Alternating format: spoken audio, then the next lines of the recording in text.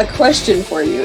When you're writing, do you go on those like jags where it's like an entire weekend disappears and you forget to eat, forget to drink, and you're just like in the zone typing and writing? When I finished my last novel, I was seriously waking up at like 6 a.m., which is unheard of. I have owned my own business. I owned my own business for 10 years, and it was a yoga studio, and I didn't teach early morning classes. I'm a subcontractor. I make my own schedule. I haven't gotten up at 6 a.m. for years. But when I was hitting the end of my novel, and there was like an actual end in sight, and I knew how that was going to end, and it's just go, go, go. I swear to you, like I'd pop up out of bed, grab a cup of coffee, sit at my computer in my pajamas, unwashed, and I would literally write till like 2 a.m. It was insane. And I don't know how long I did that for. Now when I think back, I'm like, it was definitely like Christmas break, like a 2-week good solid period of time that what is that? That's, of course I probably took breaks, but I was probably writing at least 16 hours a day because I was still taking care of myself and stuff. But yeah, 6 a.m. to like 2 a.m, that's 20 hours. That's nuts. And I wasn't, it was just a blur. And the crazy thing about that is you would expect it to be super messy, like super rough. It was probably the best writing like I ever did. Like I hardly had to do anything in that latter part of the book because my book is in 4 parts. And so I think that was probably like the half of the third part to the entire 4th part that I did in that amount of time. So it's like it took me 4 years to write, but like almost a third of that book was written in like 2 weeks, so that tells you how long but yeah, it was absolutely it was beautiful. I mean, it really was. So yeah, I wasn't even having to work those couple of, maybe it was 3 or 4 weeks. I don't know. It was such a blur that I don't even know how much time that was, but man, whew, it was good. Yeah. That's the zone. Have you ever done National Novel Writing Month? I did. I'm actually, this past year was the first year I did it. And I did my 50,000 words in the month of November. But it's pretty awesome because I knew I wasn't going to finish the novel because it's an epic fantasy. So we're looking at like 180,000 words. Yeah. So when I hit that 50,000 mark, it's like, woo, I have so much further to go. I'm a third of the way done. Yeah. I got the t-shirt, I bought myself the t-shirt and stuff. But nice. Yeah. Yeah, it was good. I was hoping to be done with my novel by summertime. But I'm not done yet. I'm like, I really needed to take the summer off. I garden and stuff. My garden is suffering, but the NaNoWriMo, that's a great start. And yeah. The first one I did was right after my son was born, back in 2011. And that was a bad choice. Yeah. Oh, I could imagine. It was the month, because he was born November 20th. And so I can't remember if it was while I was pregnant with him I did it or the year after, but it was a bad scene. It was really bad. Yeah. Really bad. You're like 100 words a day if you're lucky, probably. Oh my God, it was really bad. The fighting, the postpartum, etc. It was really bad. I did do Scylla and God in a House Crosses in National Novel Writing Month, though. Oh, nice. Both of those were written in those, and I got my t-shirts because it's all about the t-shirts ultimately. But yeah, it's like I get to pat myself on the back and be like, yeah, I survived that twice, because it's grueling. It is. And it's not that much. when you really look at it, it's like Yeah. less than 2,000. It's like 1,687. I mean, we could As do the long as math, you keep but up with it. something like that. But it's every day. Yeah. And It's yeah. like looking at a credit card bill, you know, and it's like, I'm going to pay the $20 a month minimum. And then you're just like watching the compounded interest. It's like, no, Yeah, it's stop. like, oh, I only got 1,500 words today. I'll make it up tomorrow. Blah blah blah. Yeah. Suddenly, it's like, oh my gosh, I have 10,000 words to do in 2 days or whatever. But yeah, I mean, if you have the time, I think. Yeah.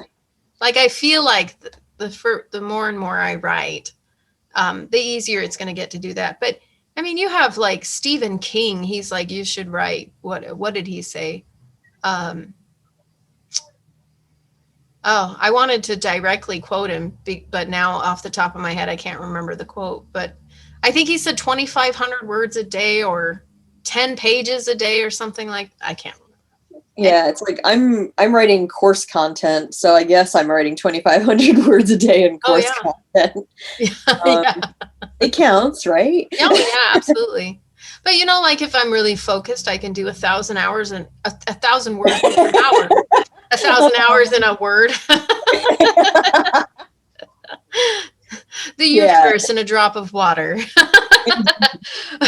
Yeah, but I mean, I can do 1,000 words in an hour if I'm focused.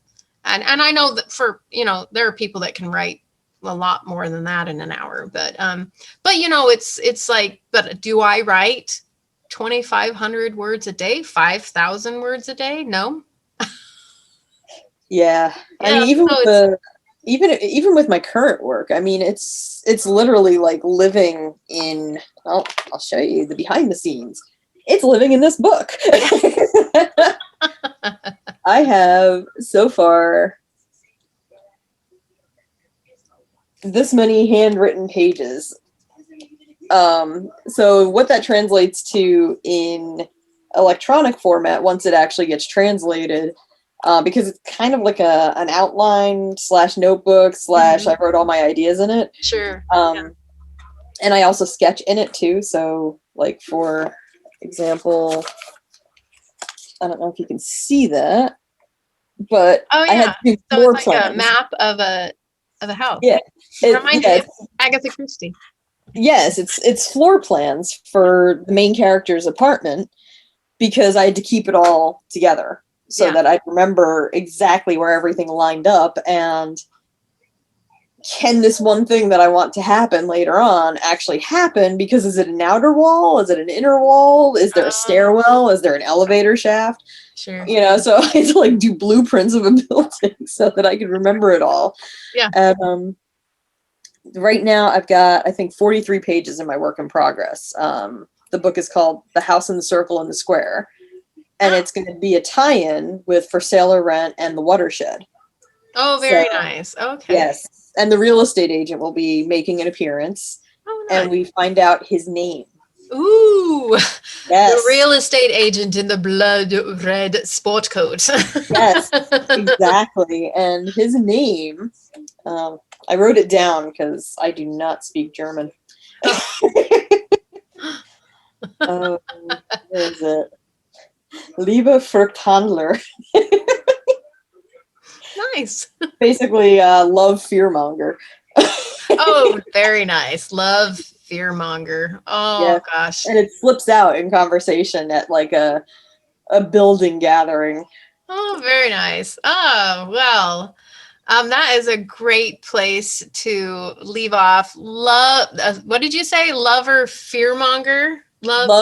Love fearmonger. Love fearmonger. So we can look forward to reading about Love Fearmonger in your next story. What was it called again?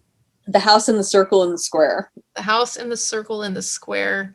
And that connects with The Watershed and what I just recently read, For Sale or Rent. Yeah. What did you think of For Sale or Rent? I liked it. It was really Did it keep you up at night? I read it in the middle of the day. Ah, good. I know, it was kind of lame, actually. I was like, I totally should have read this when it was dark outside. You know what? I scared the hell out of myself writing it. I So love when that happens. That I is such a told great people, feeling. and the same thing happened with the watershed too. And yeah, I that one part where she hears the noises outside the house in the dark. Oh, yeah, It that happened while I long, was writing. that tall thing. Yes, and Crazy. it happened while I was writing it. Everybody else was asleep. I had the windows open, and I heard these noises outside. And we've got skunks, so they make a lot of noise. We've got possums, we've got skunks, and I heard the noises. And I was like, oh my God, what is that? And I was terrified, absolutely terrified, because I'm like, holy shit, what is that outside? It's going to come in. I'm running around, closing the windows, locking the doors. I'm like, what is that? And then finally realized, like in the morning when I smelled the skunk, I was like, you jackass, it's a skunk. Yeah. Well, the things that can happen when it's dark, right? Oh my gosh, yeah. Giving And space to those, I don't know, those yeah. things. Well, I mean, I don't really write horror. My novels aren't horror. My short stories tend to be on the horrific side. I don't know why. You know, it's like that's how it works. Is my short stories tend to be creepy, and yeah.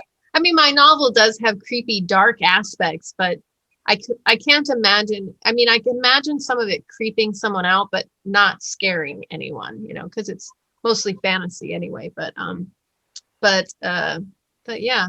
So Yeah. I haven't experienced that for a while, but it's an awesome feeling when you can scare yourself. It was ridiculous. I scared myself stupid. And like with the watershed, even like a lot of that is based on, you know, the time I spent at like the place that we had when I was a kid. It was an old hotel on a non-working farm. Ooh. And there was a watershed irrigation shed, and we called it the watershed.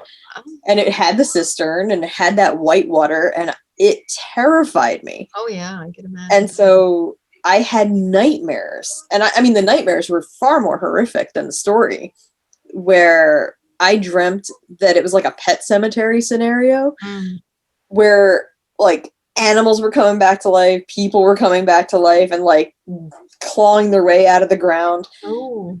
And an Adirondack chair. I don't know why there was an Adirondack chair in there, but there was an Adirondack chair, and it came out and started killing people. And I was like 8.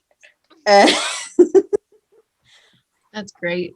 Yeah. Well, I mean, it probably wasn't great to 8-year-old you, but you know, it's one of those things that sticks with you. To this day, I still remember that nightmare, and just horrifying. Like Adirondack chairs to this day terrify me. I mean, they're not comfortable. Why do they exist? Yeah, that's the nightmare, right? That's the true nightmare is that they do swallow you. They do kill you. It's painfully uncomfortable. It's fantastic. Oh my gosh. So it has been an hour and a half. See, I told you. It's always about an hour and a half. So I don't know. I'll figure something out. Time flies. Yeah. But so I will purchase the watershed for certain, especially since it's somehow going to be connected with that world I've already been experiencing for rent. For sale or rent. I keep saying that. For sale or rent. And that was actually based in a little bit in reality too. We've got neighbors across the street, and their house kept going up for sale. Oh. And then you get a sign on it that said for sale or rent. Oh yeah. Or like rent to own. And so by the time they came along, and I'm really glad they did, it was just kind of like every 6 months, you know, the sign was going back up. And I'm like, what is up with that house? You know, and so I would sit we had a screened-in porch. Now we have an enclosed porch.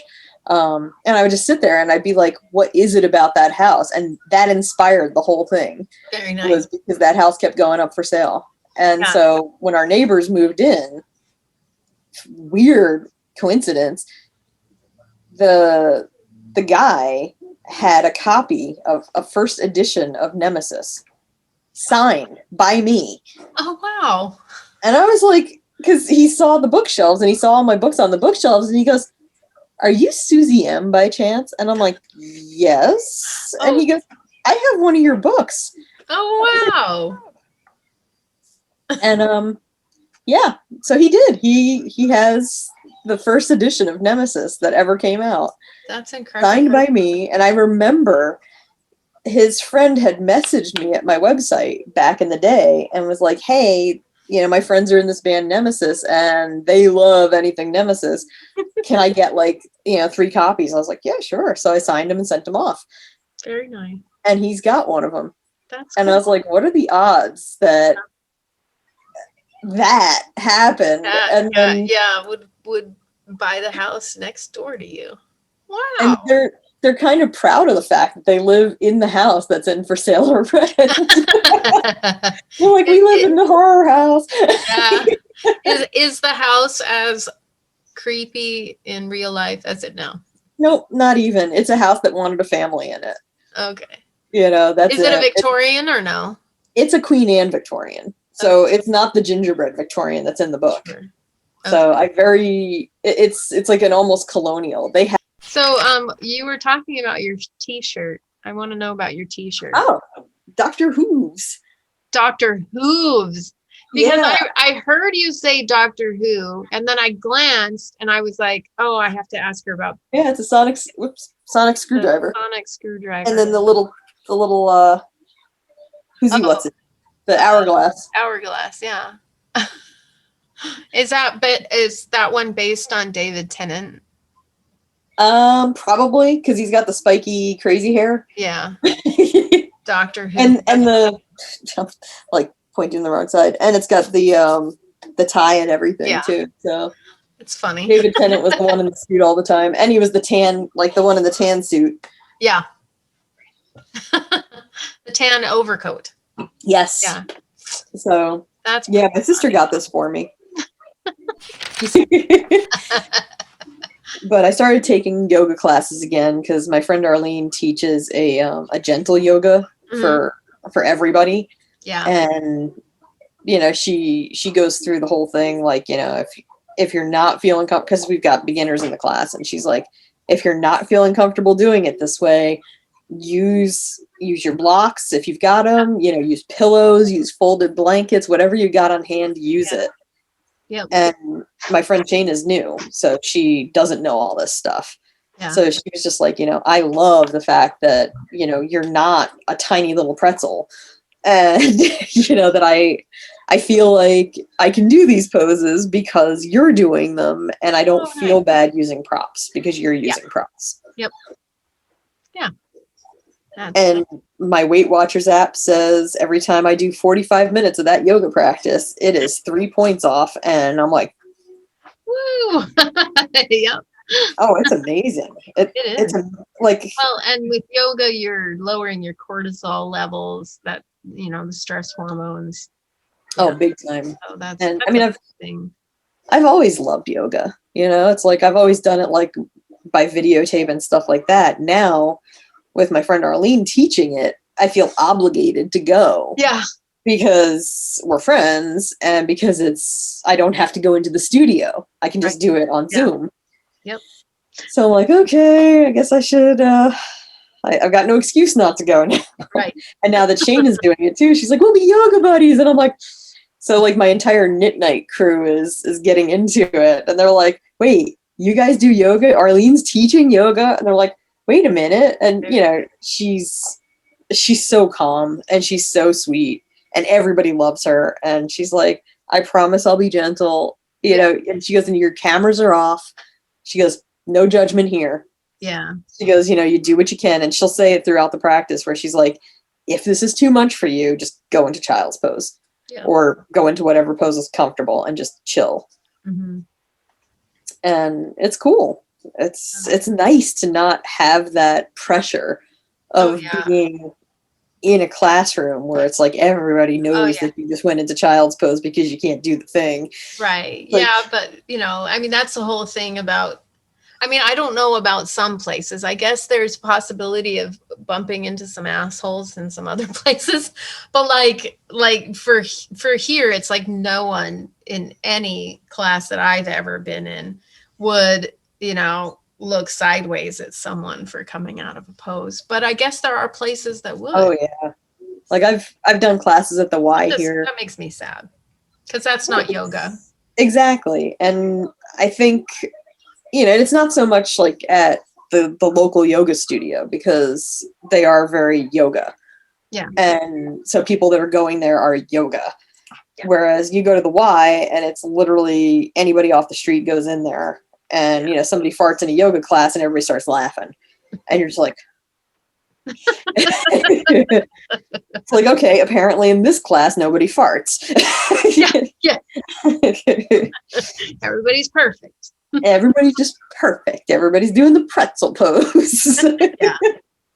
And then, of course, there's like the guy who's like 65 years old and going straight into pretzel pose. And I'm like, dude, Tom, chill. I'm like, you look like Mr. Rogers on steroids. And then, of course, like I took my friend Sarah to that one, and she used to be like really into athletics, and she pushed herself like way too much. And I was like, you're gonna hurt yourself. Like, stop. Oh yeah. And she's like, no, I can do this. And I'm like, but you haven't done it in a long time. I'm like, ego. Yeah, it's like, I'm afraid for you. Please stop. Definitely. Oh yeah. But Arlene's awesome with that, where she's just like, if you're feeling any type of strain, stop. It should not hurt. Absolutely. So that's awesome. Always feel good. Yeah. I'm loving the Zoom classes though. I'm just like, yeah. You should do I Zoom was taking some classes when the pandemic first started, but I have, I just kind of fell out of it, but I found it's taken me time to find my own yoga practice. Teaching for so long, it took me a long time to get out of my head of like, how would I be teaching this, right? When I was doing it. And so now it's like, I feel like I have my own practice, super strong practice now. And it feels, that's good. Awesome. So yeah, we're definitely gonna reschedule that though, because you must be on the show. Yes. I know what we're gonna talk about too. Oh, what? I'm not gonna tell you now. You have to so we can research it. We're gonna talk about raw head and bloody bones. Love it. Okay. On that note, we will catch you on the flip side. Yes. Thank you so much. Yep, thank you. Bye. Have a good night. Bye.